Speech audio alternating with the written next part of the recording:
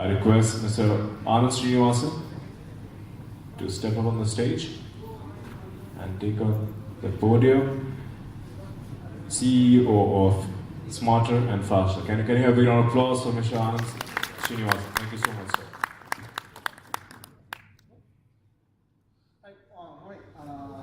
I know we are running a little late, so I'm not going to have any slides there. I just thought I'd just stop for a little bit. If I have slides, I might as well just circulate it and you guys can read it out, right? Just to give you a bit of background, I have a small startup called Smarterfaster. We are an analytics solutions provider. And given the topic today, we are talking about innovation in MSME. I just thought I'd share a little bit about analytics and what analytics can do for MSMEs. Just in terms of my experience, being an MSME myself in letter and in spirit, and as well as my experiences having worked with a few small enterprises on leveraging analytics, right? Everybody can hear me, right? No problem, right? Perfect. So I'll just talk a little bit about, I'm sure everybody's heard the terms analytics, big data, and all the jazz floating around at least. Unless you've been living somewhere in a cave in Kandahar, you've probably heard of analytics and what's happening around the world, right?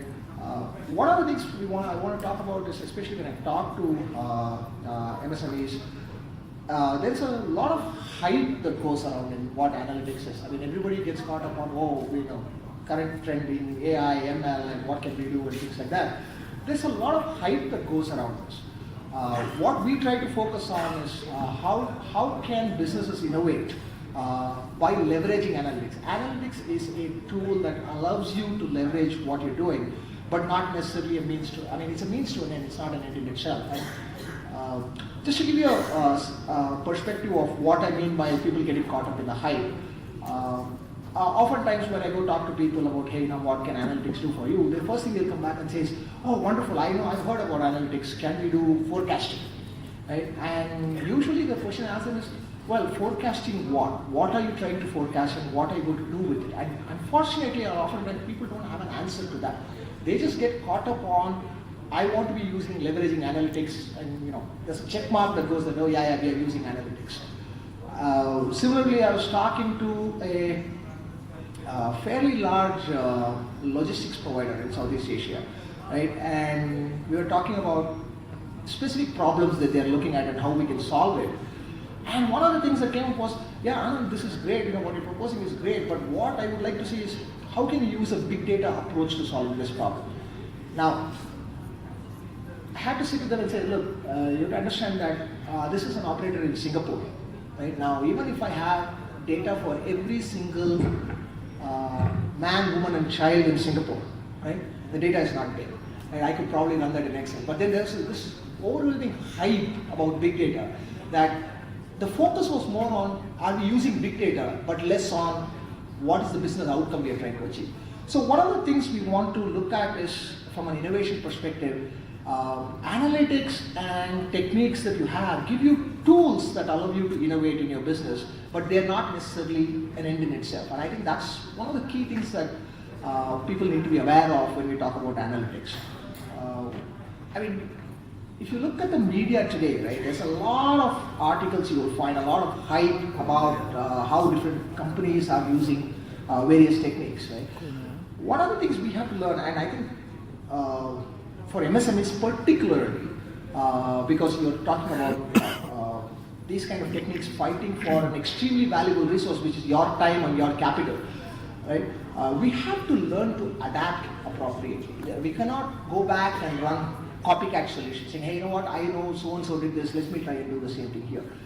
If you ask me, the biggest proponents of adapting appropriately look no further than Bollywood, right? If you look at it, if you look at the movies coming out, right?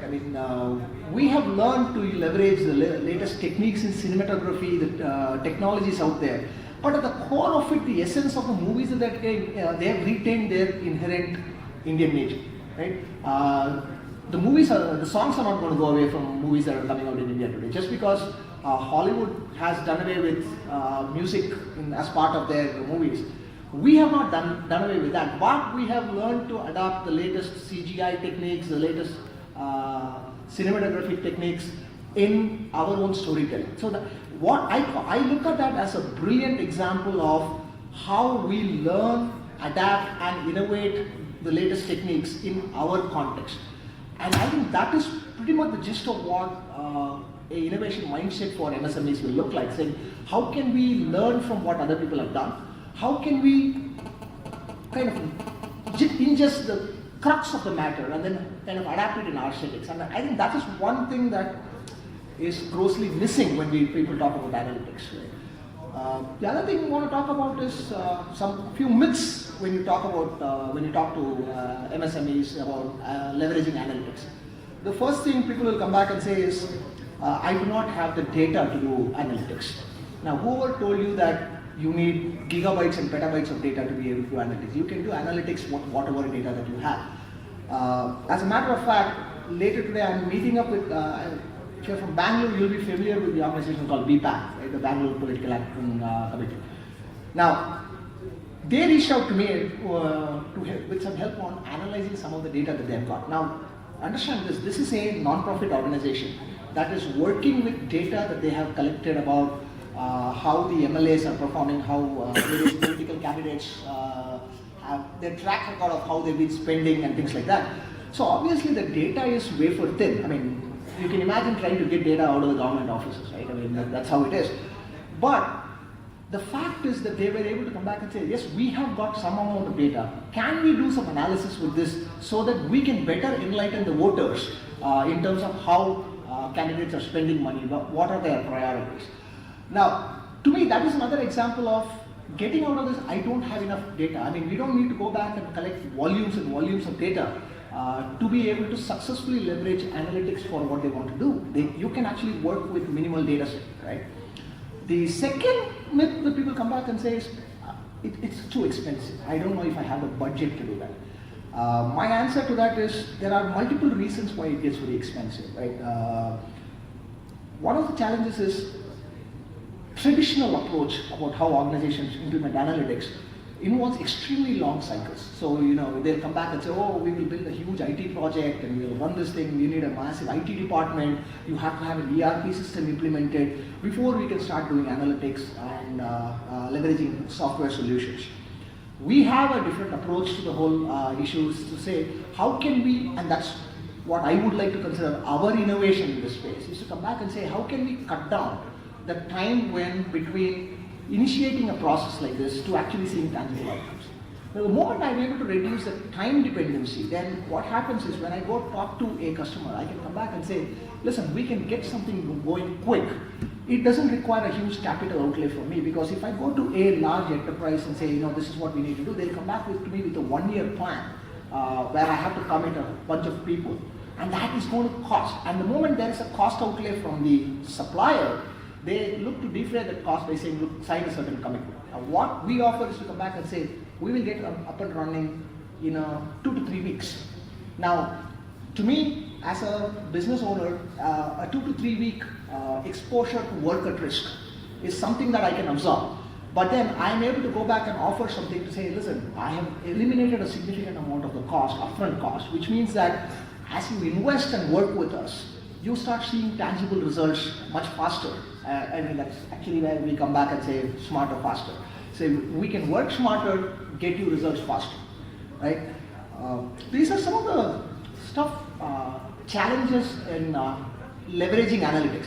I don't think there is a question about whether analytics can add value to a MSME. I don't think people are sitting there saying analytics is only the purview of the large enterprise. I think people do recognize that analytics can add value. I think there is a fear that my investment might have to be too high for me to realize the value.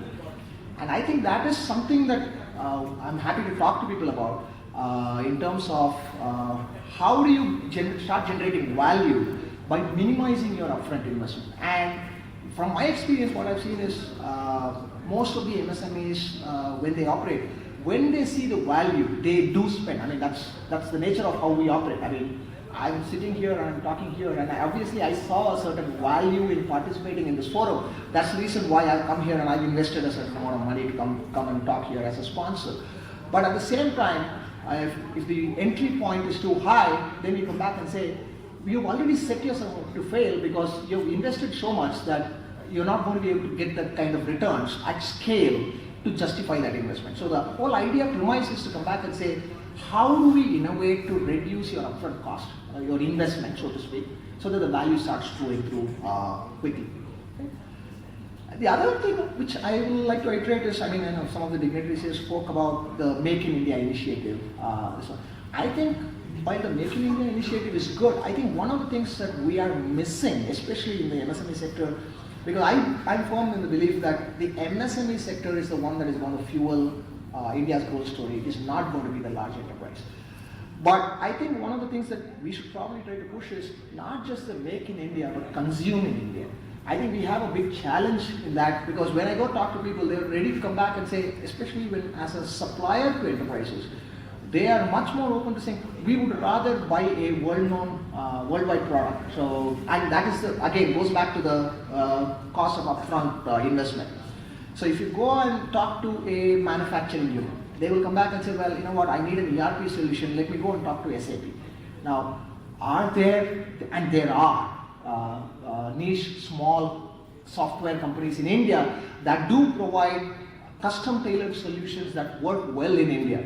But there is a fear of saying, nobody got fired for choosing IBM, let me go back and work with the large enterprise. Now, this creates a bit of a catch-22, because as MSMEs, we want to grow our business, but we are being told everywhere I see that the best way to do it is go back and buy very, very expensive software solutions from global vendors.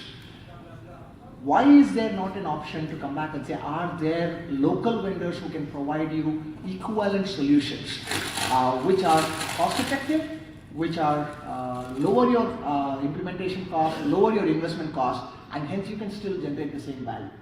Now there are other intangible benefits of doing that, because these are solutions that have been tested, developed in the local context, and it has all the local cultural nuances captured into it, which a global solution may not. And one thing I'll tell you about MSMEs is they are not going to change their process to fit a particular tool, right? They've got a certain process that is working, they know it's been working effectively for them. So they need solutions that adapt to their process rather than trying to come back and modify my process to fit a tool just because that process claims what is called as best practice global. So what works globally does not necessarily work in India, and we need to recognize that fact. So I'm going to hold back on that and either allow for Q&A here or grant back some of the time, because I know we are running a little behind schedule, and I'm here through the day. I'm happy to talk to you one-on-one about and expound on some of the points that I made here, if that makes sense. We are here, and I've got a couple of people from my team as well here. We'll be happy to sit and engage with you through the rest of the day. Okay? Thanks.